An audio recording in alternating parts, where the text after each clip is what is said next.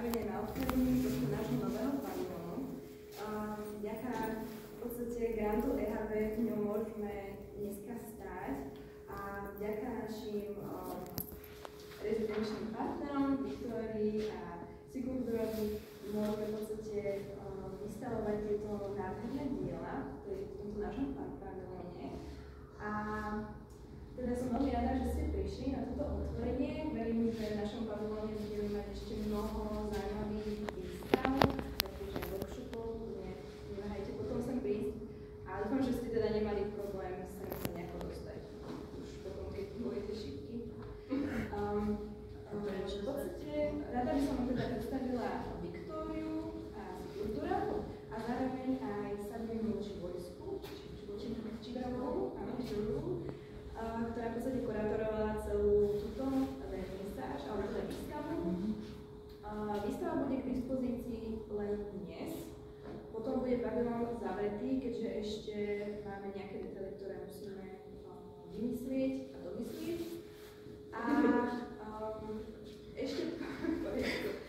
Ešte, ak by náhodou niekto mal problém s angličtinou, teraz bude ešte trošku ešte diskusia, tak potom Katarína Dráková bude vykladať.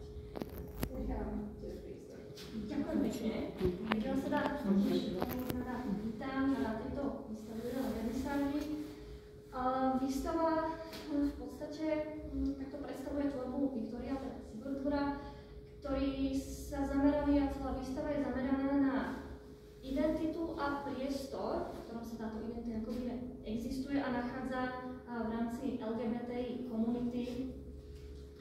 S tým, že Sigurdur sa zameral práve na tú identitu a Viktória na ten priestor. S tým, že ja si myslím, a ešte so mnou, teda dúfam, že so mnou budete súhlasiť, že toto je práve tá téma a vec, ktorá by mala byť otvorená aktuálne v našej krajine. A až si potom prejdete túto výstavu, tak ako i vy zistíte aj v podstate tým, že tu máme tieto videá, že títo dva umelci celkom dobre ako by navnímali práve tú atmosféru, ktorá prevláda napríklad i v Bratislave. A ona si pýta takú tú otázku, človeku nejakoby vyplýva z toho celého, vlastne môžu sa tu ľudia, ktorí sa hlasia v LGBTI komunite, cítiť naozaj bezpečne? To je teda tá hlavná otázka, ktorá by mala potom práve otvoriť diskusiu, ktorú by som teraz tak nejak trošku tak začala. A teda pretnem sa do angličtiny a to bude prekladať do slovenčiny. So, I would like to ask the two of you, I was talking about the topic of your creations. And I found that one question that whether people in the LGBT community in Slovakia can feel like safe in the city or in the country overall.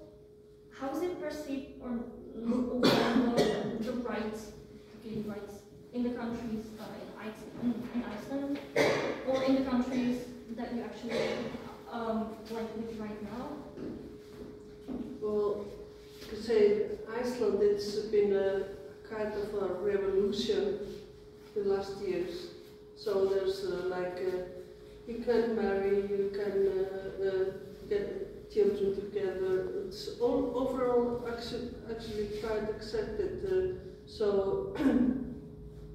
And yeah, it's not any different than anyone else, and the same thing I live in the Netherlands, and that's the same thing there. It's really, you have the same rights. You can. I myself am married to a woman, and we have 2 children together that we have raised together, and we have the same rights and obligations also to them. So it's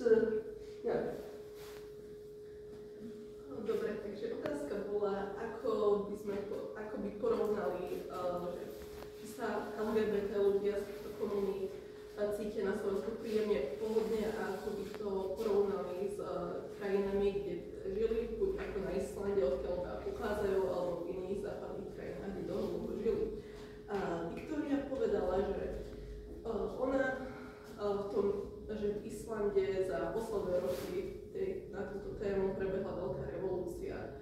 nie je tam ani rozdiel medzi tým, či človek je hetero, alebo že či sa zaraďuje medzi LGBT ľudí. Ona je napríklad vydatá za ženu, majú spolu 2 deti, ktoré spolu vyrastli a nie je tam vlastne žiadny rozdiel, nie je to nejako takto blokované ani štátom, ani spoločenstvím. I should maybe add to that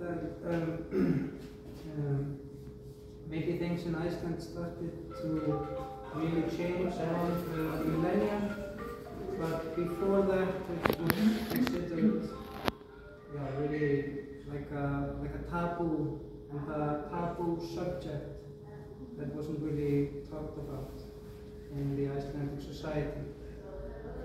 Takže táto zmena začala nastávať niekedy na prelome milénií, predtým bola táto téma tabu, takže nebolo to, že to tam bolo vždy, ale bola to nejaká premena, ktorá začala tak pred 25 rokmi, ale vtedy sa to zmenilo. And when you came to the city, to the country, and you went around the city, and what was the most interesting thing that, or maybe surprised you? For me, it was being in a completely new place where I've never been here before, and just like having no frame of reference. Like I didn't know what buildings were what buildings, and I was thinking, like, after I cut this, I saw just the buildings as pure shapes. So maybe that's the first thing that comes to mind.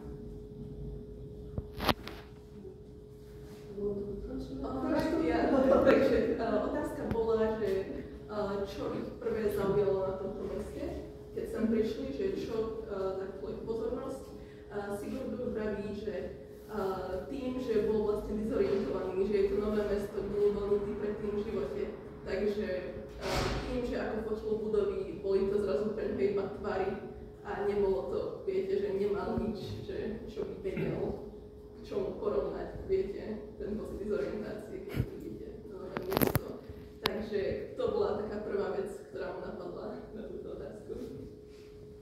Well, I didn't know so much about Slovakia and Bratislava before I came here, but when I was sent for the residency, my wife said, "Are you going to be safe there?" So, of course, yeah, I feel very safe among you all, but it was a question that I was also, because of the last elections and the political situation here,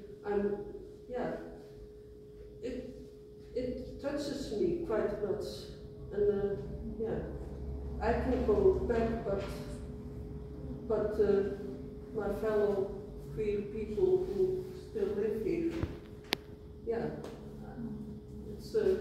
I think it's worrying. Predtým, ako som bola akceptovaná na túto rezidenciu, som od Slovensku alebo v Bratislave nič nevidela. Keď som povedala svojej manželke, že ma vybrali na túto rezidenciu, tak bola prekvapená, že budeš tam v bezpečí. A potom, keď som prišla, uvidela aj túto politickú situáciu, ktorá sa deje práve na Slovensku. Veľmi sa jej to dotklo v tom, že síce ona môže odísť, keďže je to iba na krátko, ale ostatní ľudia z queer komunity na Slovensku to majú iné. Yeah, and I'm guessing you talked to a few people around the city. You have a few people interviewed in the video. When you talked to them, what was your idea of it? What did you think after talking to them? Well, what I got from these interviews were, I think, different point of views. Did anything surprise you, or like, has anyone say anything that's not in the video and that was shocking something you? I left out some kind of like sad part. One of the guy there, he speaks about how he lost his friend during the shooting at the cafe 2 years ago. Yeah. Dobre, takže otázka bola, keď čo ich zaujalo počas rozhovorov s rôznymi ľuďmi, tieto rozhovory môžete vidieť na tomto videu. Takže Sigurdur hovorí o tom, že niečo, čo nedal do videa, je ako ľudia, ktorí mi robili rozhovory, hovorili o tom žiali, keď stratili svojich priateľov počas streľby na Zámodskej ulici pred 2 rokmi.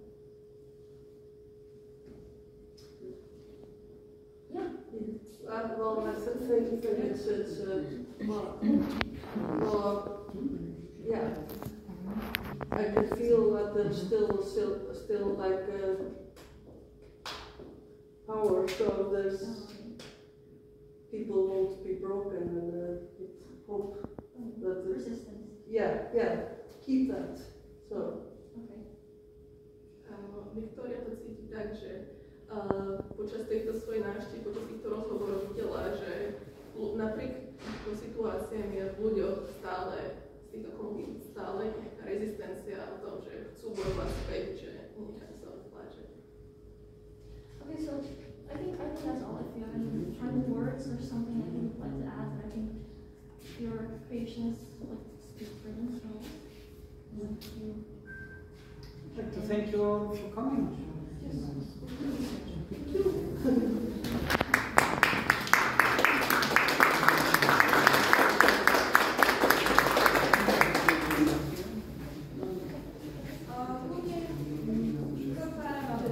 Otváram túto výstavu a dnes si môžete zobrať nejaké malé občerstvenie.